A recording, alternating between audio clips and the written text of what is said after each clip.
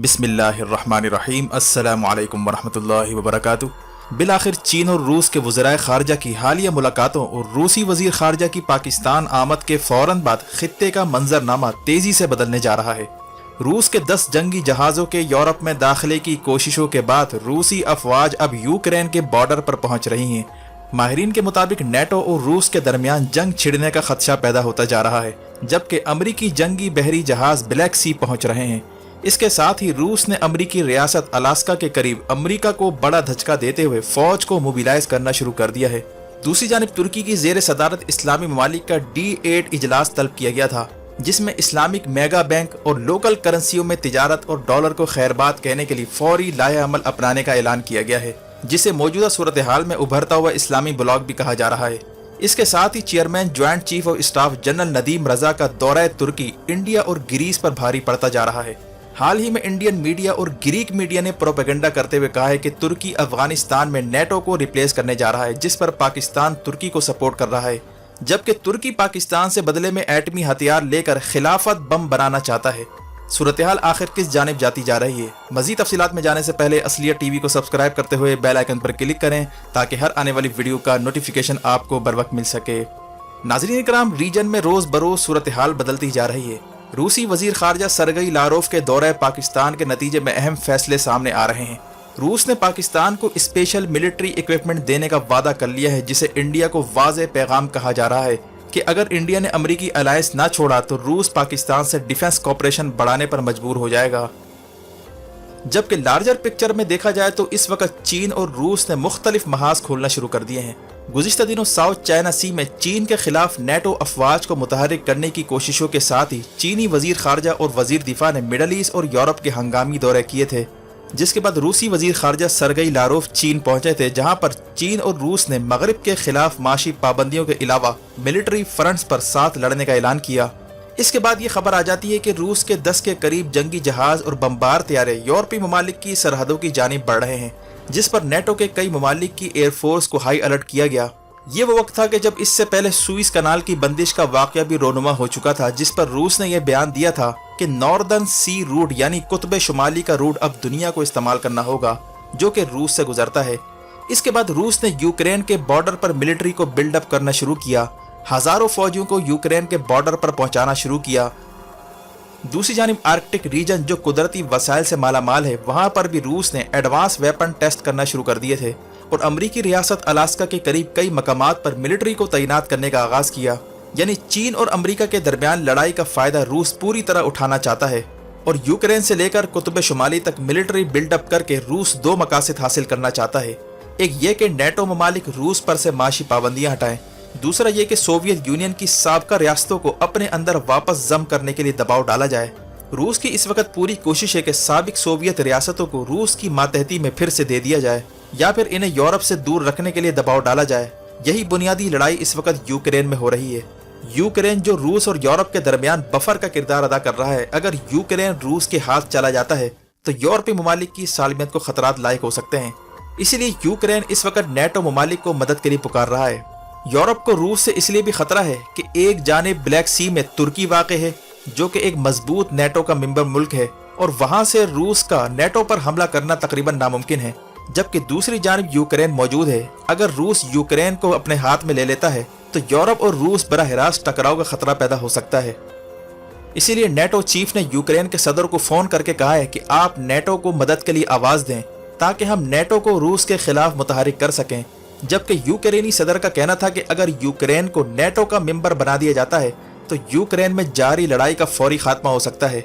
यानी ऐसी सूरत में रूस पीछे हटने पर तैयार हो जाएगा, क्योंकि रूस नेटो ममालिक का सामना करने पर तैयार नहीं होगा।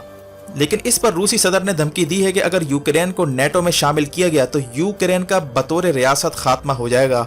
यानी रूसी सदर ने जंग अजीम की बिला वास्ता धमकी दे डाली है। इसीलिए इंटरनेशनल मीडिया इसे जंग अजीम की शुरुआत भी करार दे रहा है। वाज़ेह है कि यूक्रेन जो कि सोवियत यूनियन का हिस्सा हुआ करता था, इस पर यूरोप और रूस के दरमियान असर और रसूख की काफी अरसे से जंग चल रही है। इस मामले पर जलती पर तेल का काम उस वक्त किया गया जब यूक्रेन के रूसी हिमायत याफ्ता सदर ने 2013 में यूरोपीय ममालिक के साथ ताउन के मुआहदे को खत्म करने का ऐलान किया, जिस पर यूक्रेन में शदीद एहतजाजी मुजाहरे फूट पड़े। जबकि यूक्रेन के इलाके क्राइमिया में चूंकि रूसी जबान बोलने वालों की अक्सरियत थी, चुनाचा क्राइमिया की पार्लियामेंट ने फौरी रेफरेंडम कराते हुए क्राइमिया का इल्हाक रूस के साथ करने का ऐलान किया, जिसके बाद रूसी अफवाज क्राइमिया में दाखिल हुई और अब तक क्राइमिया रूस के कब्जे में है। इस इल्हाक को यूक्रेन और यूरोप तस्लीम नहीं करते और नोट करने वाली बात यह है कि तुर्की और चाइना भी इस इल्हाक को तस्लीम नहीं करते। इसके बाद ये लड़ाई मशरकी यूक्रेन तक फैल गई और अब इतला आ रही है कि रूस के हिमायत याफ्ता जंगजू ने मशरकी यूक्रेन के इलाके डोंबास के इलाकों पर कंट्रोल हासिल कर लिया है, यानी ये इलाके भी अमलन रूस के हाथ आ चुके हैं।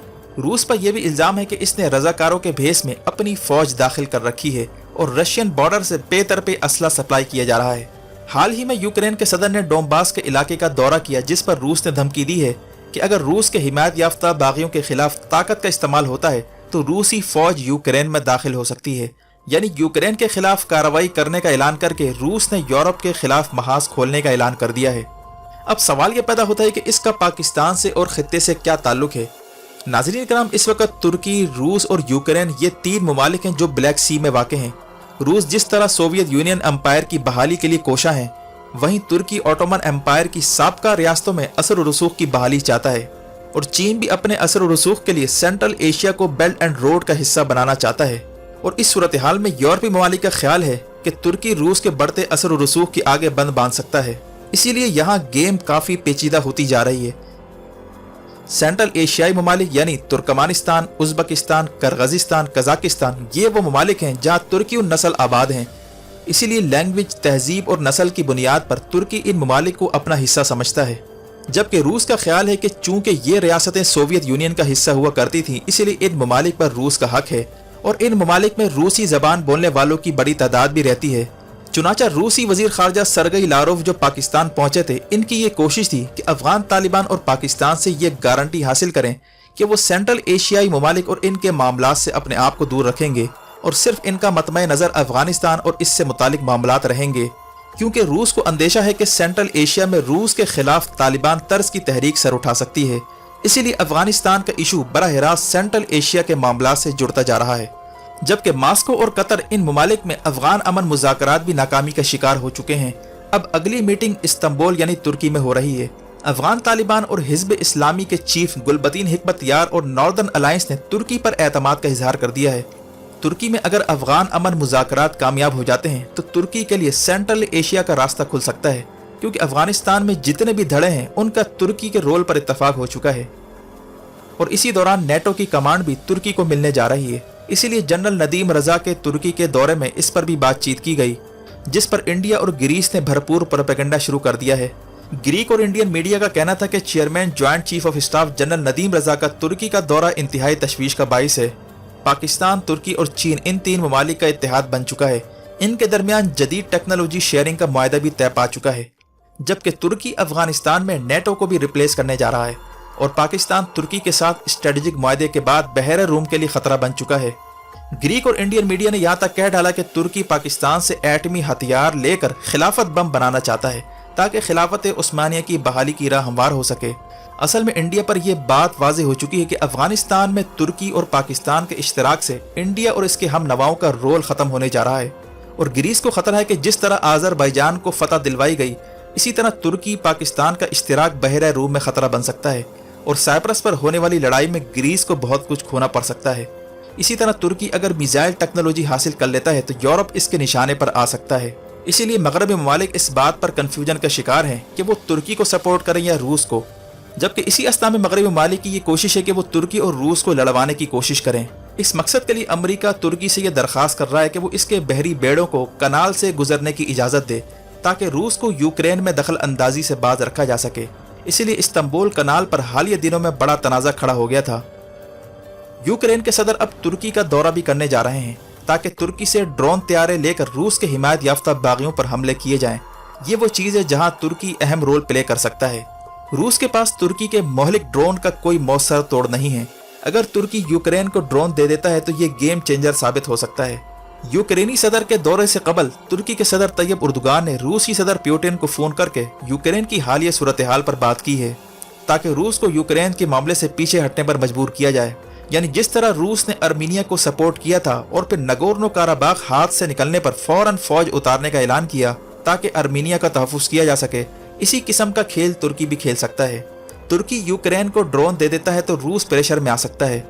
इसी तरह नेटो अफवाज तुर्की की मदद के बगैर रूस के खिलाफ कोई कार्रवाई नहीं कर सकती, क्योंकि ब्लैक सी में इंटर होने के लिए तुर्की के कनाल से गुजरना पड़ता है, जो कि तुर्की की इजाज़त पर मुनहसिर है। इसीलिए तुर्की के हाथ अहम पत्ता लग चुका है। तुर्की इस सूरत हाल में रूस के साथ सीरिया, लीबिया समेत कई मामलात पर डील कर सकता है।